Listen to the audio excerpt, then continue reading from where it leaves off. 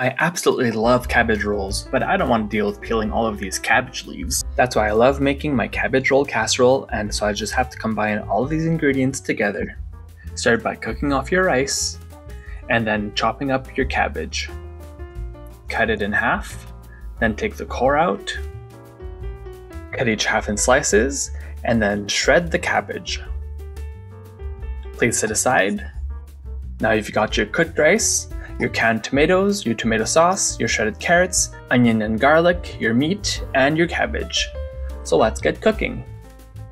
Start with your olive oil in your Dutch oven, then cook your garlic and onion for a few minutes, then add your meat. Break it down and cook it until almost fully cooked.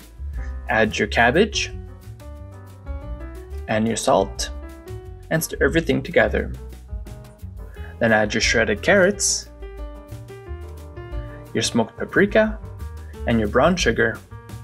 Stir it together, and then add your canned tomatoes and your tomato sauce.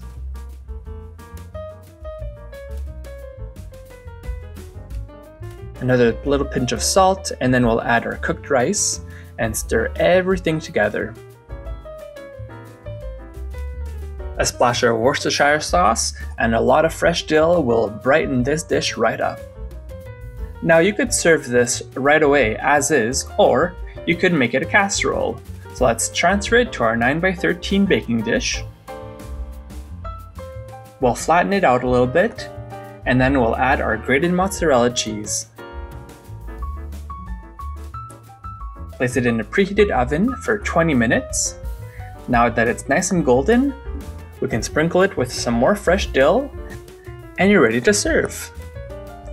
Look at this delicious cabbage roll casserole. I really hope you get to enjoy this soon. Thanks for watching. Click on the icon to subscribe to our channel and on the video for more recipes.